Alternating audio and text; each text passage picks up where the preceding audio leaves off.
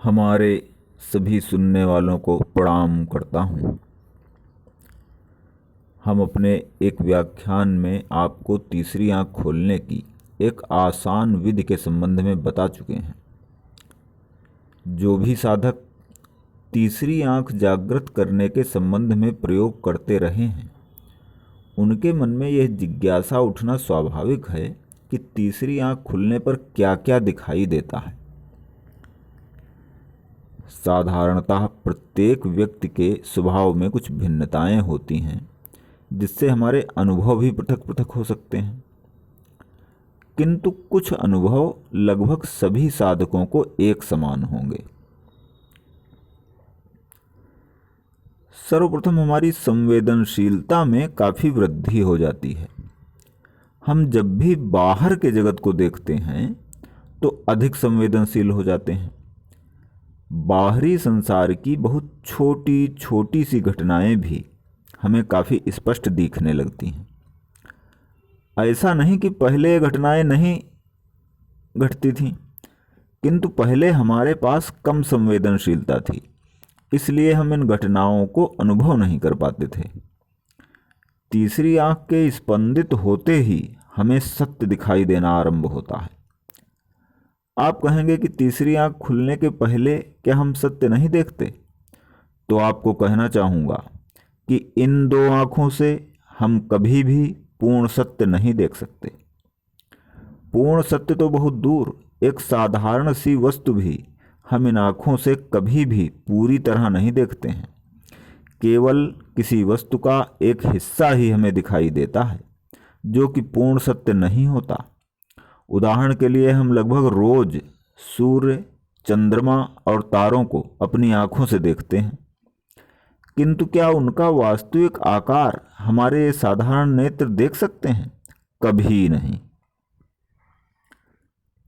इन दो आँखों से हम कभी भी पूर्ण सत्य को नहीं देख सकेंगे। हमारी तीसरी आँख जैसे ही थोड़ी सी स्पंदित होती है, वैसे ही हमारे पास एक नई ऊर्जा व नई रोशनी होती है, जो प्रत्येक घटना व प्रत्येक वस्तु का एक रहस्य हमारे सामने प्रकट कर देती है। जब हम साधारणतः अपनी इन दोनों आँखों से किसी वस्तु को देखते हैं तो क्या होता है? हमारी आँखों में से एक प्रकाश निकलकर जिस किसी वस्तु पर पड़ता है, वह वस्तु हमें दिखाई देनी प्रारंभ होती है। किंतु यह प्रकाश केवल एक ही दिशा में गतिमान होता है एवं यह प्रकाश इतना कमजोर व शक्तिहीन होता है कि किसी भी वस्तु को आर पार देख सकने में असमर्थ होता है। जो प्रकाश तीसरी आँख के स्पंदित होने पर सक्रिय होता है, उसकी गुणवत्ता इस प्रकाश की तुलना में अनंत गुना अधिक है। अनंत शब्द से हमारा क्या तात्पर्य है? अनंत शब्द के शाब्दिक अर्थ पर विचार करें, कल्पना करें और आकाश की ओर देखें। साथ साथ मन में ये कल्पना करते चलें कि हम तारों से आगे बढ़ते चले जा रहे हैं, किंतु हम कभी भी आकाश के छोर को नहीं पा सकते। कल्पना में भी अंत में हमारे मन व कल्पना को हार माननी होगी।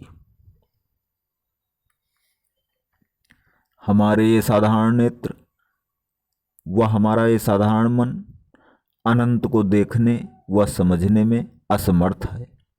इसी प्रकार हम समय के एक छोटे से आयाम को ही देखने व समझने में समर्थ होते हैं, जबकि अतीत व भविष्य का एक बड़ा विस्तार हमारे अवचेतन मन में छिपा हुआ पड़ा रहता है।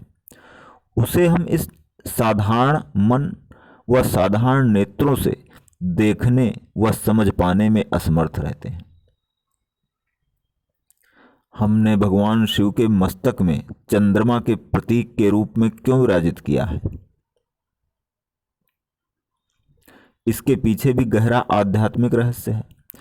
एक व्यक्ति जिसके तीसरे नेत्र में थोड़ा सा भी स्पंदन प्रारंभ हुआ होगा, वो स्वयं को आकाश की तरह विस्तीर्ण होने का अनुभव करना प्रारंभ कर देता है। यही नहीं, जैसे हमारे ये दोनों साधारण नेत्र हमें ये देखने की क्षमता प्रदान करते हैं कि संसार में कौन अंधा है कौन नहीं, ठीक उसी प्रकार एक ऐसा व्यक्ति जिसका तीसरा नेत्र थोड़ा सा भी स्पंदित है, उसके तीसरे नेत्र में थोड़ी सी भी ऊर्जा जा रही है, वह व्यक्ति संसार के सभी व्यक्तियों के भीतर के स्पंदन को अनुभव करने में समर्थ होने लगता है। अर्थात वह जान सकता है कि किसके तीसरे नेत्र में कितनी ऊर्जा स्पंदित हो रही है।